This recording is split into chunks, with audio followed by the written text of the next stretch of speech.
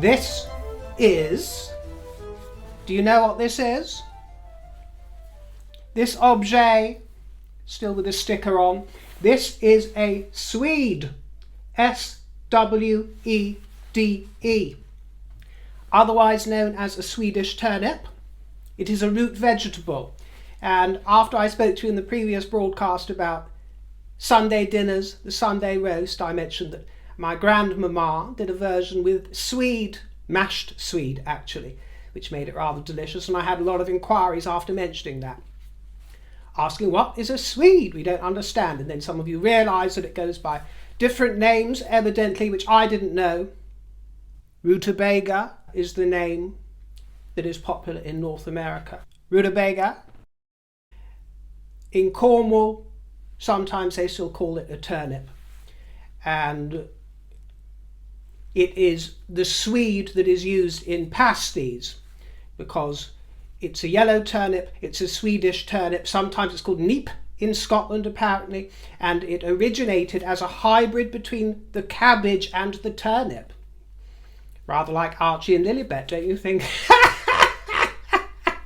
The cabbage and the turnip, that's what they should call their Netflix documentary, isn't it, my dear, rather than Harry and Meghan. Turnips are the little ones with white flesh, Swedes are the larger yellow-fleshed ones, like our friend here, my dear. It's the first live vegetable that I think I brought to you on the broadcast, isn't it, my dear? There you are. Aren't you charming? And apparently they're really rather on trend, because as I was Googling away, it threw up the fact that within the last month, sales of the Swede soared due to the ticking and tocking. There was a TikTok hack for cooking Swedes in microwaves as a healthy, lower-carb alternative to the jacket potato. Well, I'm not sure I approve of that, my dear, because I don't like all low-carb, low-fat nonsense, my dear. Oh, no, a jacket potato should be a jacket potato, the real thing with lashings and lashings of fatty butter, my dear. But my grandma's version, for those that wondered, was a version that one of you mentioned, simply with salt and pepper and lots of butter as well, I believe, mashed. I'm not quite sure how she does it, but mashed, the mashed version, but they come cubed and roasted, and they can be served in many different delicious ways. But not everybody loves the Swede. My mother, as I said, is one that cannot bear Swede or the smell of Swede, but the sweet aroma of Swede always reminds me of my grandma's kitchen and her farts. But from a Swede to a Dane, we must mention Queen Margarethe of Denmark.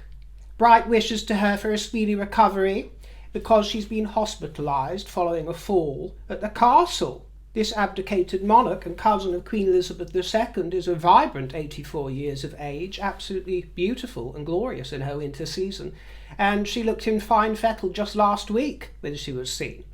Pretty in pink, but she took a tumble at the royal family's country seat, where they spend summer on the Dutch island of Zeeland. And she had back surgery last year, if you remember, so I do hope that she's well. I'm not sure if she still remains in hospital. But she loves her Dachshunds and she loves her Siggies, and that is exactly why I love her. Very bright wishes for a speedy recovery to Queen Margarethe.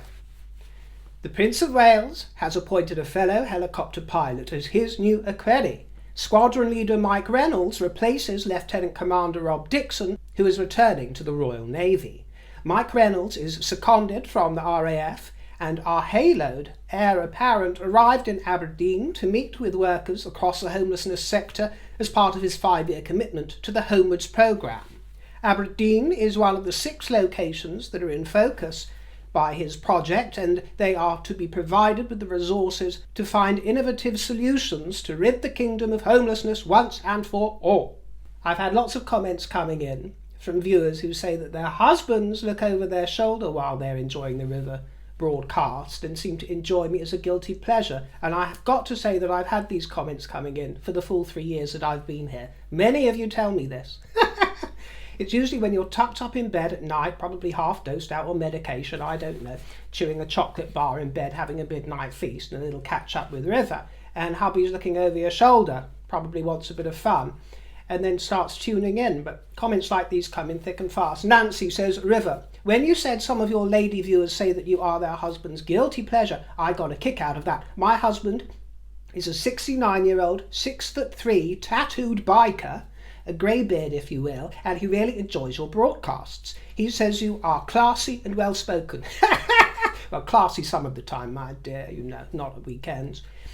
Well, Nancy dear, is your husband Bill Sykes? Bullseye! Bullseye! That's what I think of with the name Nancy.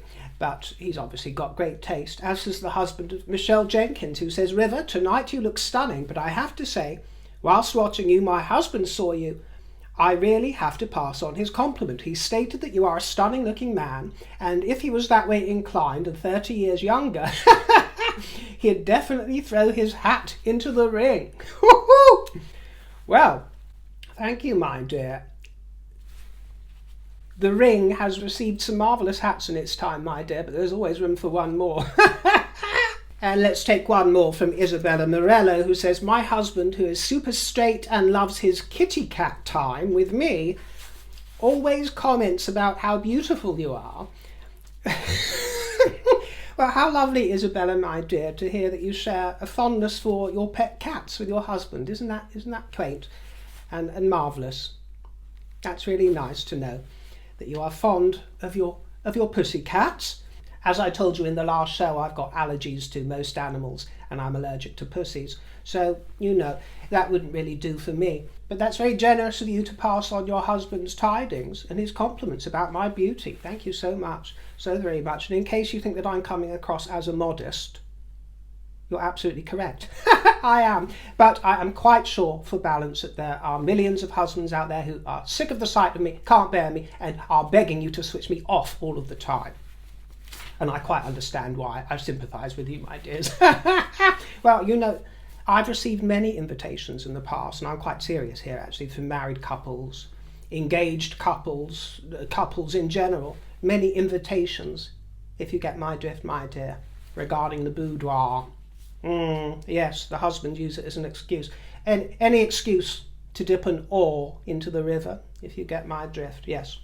Even as a birthday present, it's been disguised as before. Oh, my husband said it might be a really nice birthday gift for me if you would join in. Yes, I've had that one more than once. Well, curiosity killed the cat, my dear, but not Isabella's kitty cat by the look of it. Enjoy your playtime. Now, we are going from rather silly stuff and a bit of fun into the mucky, rather more serious waters of the world of conspiracy theory and the more insalubrious rumours regarding the Duchess of Sussex. And some of you aren't going to like it, but I speak as I find. I have done for 3 years and will continue to. Pyramids of Inca says, greetings, River. Did you hear about Thomas Markle Jr., or she said Tom Jr., going live and confirming that Megs had a hysterectomy? Trevor told him it was true because he wanted kids and she couldn't provide. It sounds so twisted. And quite a few of these comments have come in. And I'm going to be addressing this subject and the subject of conspiracy rumour, mainly for the sake of newcomers. Most of you basketeers understand my position on it, even if you disagree. But for newcomers, because I get so many comments, some just saying fake babies, fake with nothing other than fake. I don't indulge or believe in the wilder conspiracy theories. That is my position. And for those of you who are deeply entrenched into the world of conspiracy theory and thick in it, I understand that you can dislike this video, you can unsubscribe, and to be quite honest with you, I will be glad if you do. I have never courted views or subscribers on the back of these wildly outrageous claims, and I'm never going to. I am never going to. It still stuns me how many people believe some of the more outrageous stories of fake babies and pregnancies. And mark my words, as the children appear over the course of time, and eventually you will get to see more of them, you will see also the resemblance to both sides of the family in their faces. And yes, I am actually told this from good authority by those who have rubbed shoulders with them. With regards to the live video that you mentioned from Thomas Markle Jr., I believe that it has been removed, but I did see it online. I am not going to replay it here out of respect, but I will quote word to word, for those of you who didn't see it and haven't heard it, what Thomas Markle Jr. said, because actually he didn't say that Trevor had told him that it was true, as you suggested. What he said was, and skip ahead if you're not interested in this or find it boring or don't disagree, I don't care, switch ahead, switch off. I'm here to offer my views on these subjects. He said, "You know, why do people come on here and say, please confirm that Meghan gave birth in 1997? Seriously? Who gives a flying fuck? I mean, ask Meghan." He was mildly irritated, or at least gave off that impression. All I can say about that is Trevor, her ex-husband, confirmed that she had a hysterectomy. So about giving birth, I have no idea. Maybe it was before, maybe, I don't know. But Trevor said she had a hysterectomy. Therefore, because it was a problem in their relationship and he wanted children, so it's out there. Google it. Everything is out there on Google. Everything. Trevor put an article out there that Meghan had a hysterectomy and couldn't have children. And that was a big issue in their relationship. So that says a lot to the fake royal kids right now, because obviously they couldn't have come out of her. So that's something she obviously is going to have to deal with eventually. But the way a narcissist works, they'll never ever admit to anything, ever any wrongdoing, and they'll tell 25 more lies to cover one. So there's your answer. That's what he said. This illustrates why I have profound sympathy for Meghan. We all know that I criticise she and her husband's behaviour and will continue to do so, but I will continue to defend what I believe to be deeply unfair aspersions. Not only does her brother appear, from his own words that he said, to lack much ability for critical, reasoned thinking, if what he says he really believes, but nor does it say very much for a great deal of social media audiences and various commentators. Thomas Markle was told nothing on this subject by Trevor Engelson, and he didn't even say that he was. All he said was that Trevor put an article out there. The article that he mentions does not exist. Does not exist. And if there is one that is out there in some far-flung corner of the internet, it is a fake. And don't tell me that it's been scrubbed. It never existed. Trevor Engelson has not said a bad word about Meghan. I don't think he's even said a good word. As far I might be wrong there, but I don't think he's ever spoken about her. There is no reliable or confirmed source of any of this. And think about this. If he had revealed such intimate information, which could be deeply upsetting for Meghan if it were true, then what vile behaviour that would be from Trevor Engelson. What vile, indiscreet, ungentlemanly behaviour that would be, unchivalrous. By all accounts, Trevor Engelson is, in fact, a very discreet gentleman. Now, I understand that Mr. Markle Jr. presents his videos as comic ditties. There is much comedy, there is much humour, there is parody, and as it says in the disclaimer underneath this very video, I am not free of parody in my own presentations. But he has an audience that are hanging on every word he says because he's viewed as a source for truth, because he's related to Meghan. Although I don't believe that he's actually been in Meghan's life for several years now, hasn't he, for a considerable amount of time, and wasn't highly involved in it before that either.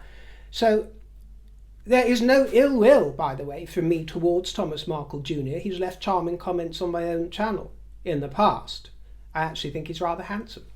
But regardless, those comments that he makes fuel fires that do harm to both himself and to his sister's reputation. And, you know, I'm always fair about that side of the family, including Thomas Markle Sr.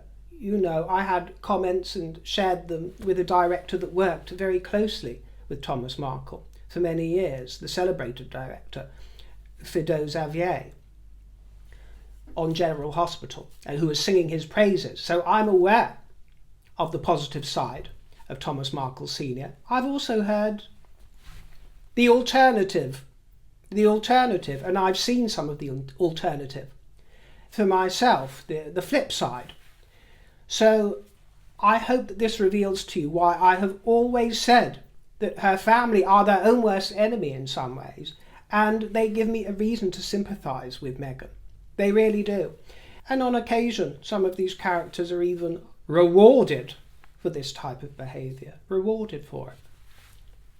You couldn't make it up, could you?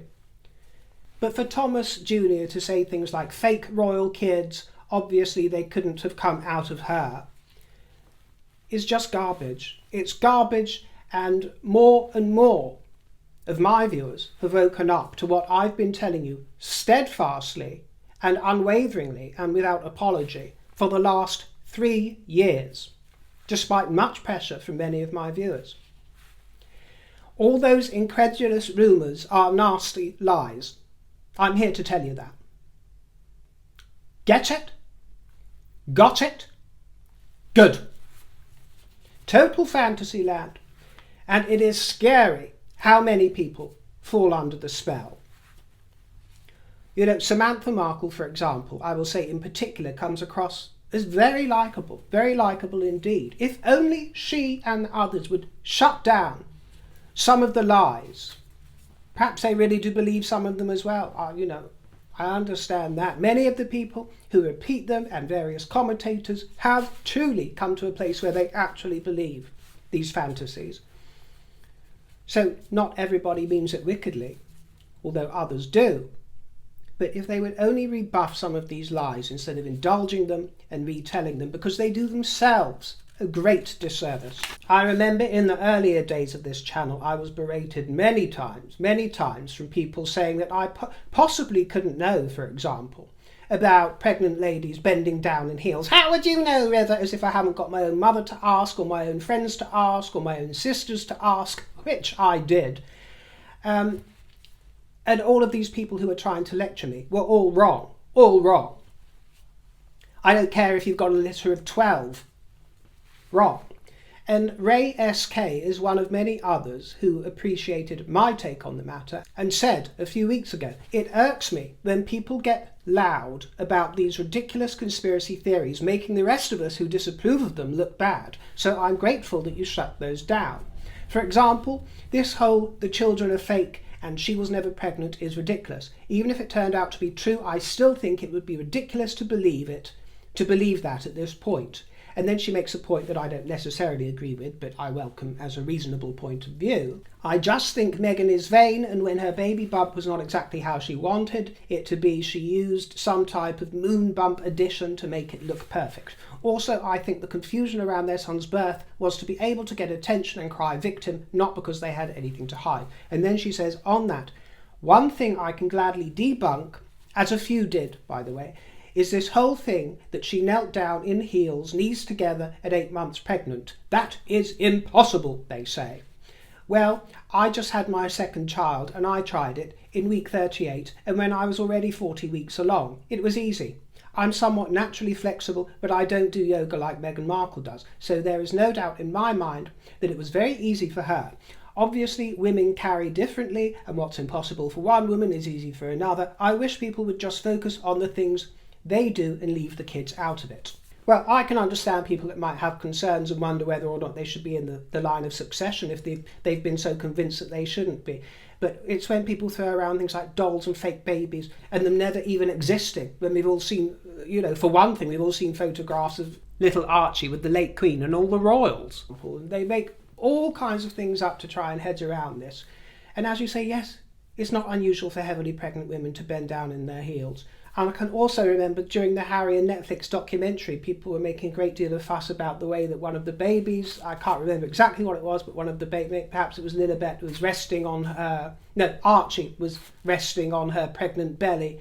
And I asked many women in my own life if this was unusual, and my own mother brought out a photograph of me doing exactly the same when she was pregnant with one of my siblings. It's not unusual, it can be done. It's not some twisted, highfalutin prosthetic. It's strange what people believe. And she also asks why I use Lilibet's given name rather than Lily, which is what her parents always call her. Well, there's no deep, profound reason for that, my dear. I suppose it's more fun. It's more fun, isn't it, my dear? Princess Lilibet. You know, Catherine's parents and her friends, they all call her Kate. Everybody calls her Kate. But I will usually use her full name out of respect for the formal version of it that they are trying to popularise. But they all call her Kate, and many of Beatrice's loved ones and associates call her B. Who knows? So don't read too much into it. I mix it up, though, from time to time. And I also understand, from what I've been told, that as well as calling her Lily, Harry and Meghan also do refer to her as Lilibet from time to time. People want the drama and the scandal, and I can understand why. Of course I can. It's fun, isn't it? But the truth is stranger than fiction, so I can understand why some people grasp fiction and run with it as truth. But in this case, and on these sort of subjects, the truth of the matter is actually quite boring. And it's going to be very interesting to see how all those who are very wrong about this and have been shepherding others up the wrong path are going to spin it. They'll find a way. They'll no doubt blame Harry and Meghan. Well, they were obfuscating. They made us guess. They made us do this, that and the fourth. But no, on this matter, Harry and Meghan are not to blame. My conscience is clear. And if anybody is unhappy with what I've just said and they wish to unsubscribe and never watch me again, then do it. And I wish you very well. I really do. May peace be upon you as you go upon your way, my dear. Goodbye, goodbye, goodbye. But don't flounce and announce. There's no need. There's really no need. It's not necessary to announce your departure. This isn't an airport waiting room. Just go.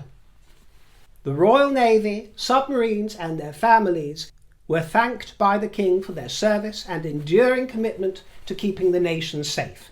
This was during His Majesty's first visit to Naval Base Clyde as Commander-in-Chief of British Armed Forces.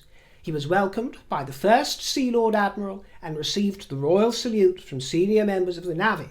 Chief Petty Officer Longhurst said that meeting the King with my wife and shipmates today was a truly special moment, marking the culmination of my service as a Royal Navy submariner. His Majesty's visit not only highlights the importance of the job we do in keeping the nation safe, but it also emphasises the invaluable support of our loved ones who stand by us through every deployment. Commodore Sharon Malkin said His Majesty's visit to the Clyde today is a tremendous honour for all of us involved. The Duchess of Edinburgh continued her jaunt to Tanzania in her capacity as Global Ambassador for the International Agency for the Preservation of Blindness. At a Tacoma outreach camp, she saw screenings and surgery, and in Zanzibar, the Honourable Nema Lugunjera MP said that it was a humbling experience to spend a day with Her Royal Highness and to witness her gracious work in celebration of progress made in fighting neglected tropical diseases. Nema Lugunjera understands that real duty, real service, isn't just about covering the sexy subjects, the hot potatoes, or sweets. Royals are not politicians, hot-stepping to the hot topic, zooming in on the zeitgeist. A lifelong tapestry is woven, a legacy is loomed, and respect is earned, not illicitly elicited. There have been terrible floods all over Europe. I do hope that you weren't affected by them, my dears, but if you were, there's a message from the King, who said that my wife and I are profoundly shocked and saddened to see the destruction and devastation caused by the catastrophic flooding in Central Europe. Many people in the United Kingdom have strong, enduring and personal ties to the region, and together with them, my wife and I send our deepest and most heartfelt condolences to all those who have so tragically lost their loved ones, their homes and their livelihoods. We have immense admiration for the sheer courage and dedication of the emergency services across the region, who have clearly worked relentlessly to provide desperately needed support, relief and assistance to the countless people whose lives and properties have been dreadfully disrupted. Charles R. Thank you for joining me. Do remember to leave me a nice juicy fruity comment, almost as fruity and as juicy as this top. Isn't it marvellous? Dogs, I promise you, today I was going to come to you with a rather sober look. I found this in a charity shop a couple of days ago, there was not much going in there. And I saw this and I thought, really? Can I really get away with it? And I put it on today and I thought, well, I'll tone things down because it's so bright with a really sort of sober, neutral look, not much going on, not much jazz. And then I did it, and it wasn't right. It wasn't right. It really needed me to do the whole kit and caboodle. And I looked through my tiaras, and I've never worn this one, this sort of tutti frutti affair. And I tried it, and I thought, actually, yes. And then these earrings that I hadn't gotten round to wearing as well, that are rather colourful, I adorned, and I found that the more the merrier. It just felt like a colourful confection, and I really enjoy the look. I'm sorry if it's not to your taste. I can totally understand why it wouldn't be, but I feel very juicy and very fruity and very colourful in it. I really do. It's a real tonic for the day. So I hope you enjoyed it. So please understand my... I know I've been glamming it up quite a bit in recent broadcasts, but so much of it is dictated by what I find in the charity shops and what I sling on and what I think will suit the look best on any given day. So that's what we came up with. And if you're one of those husbands with a secret crush on me who finds me a guilty pleasure, well, my tip jar is in the description box. So feel free to send me a juicy treat for a gin and bitter lemon or some such tonic. I'll see you next time, my dears. Stay juicy and goosey loosey. Ta-ra, my dears, and toodle pip.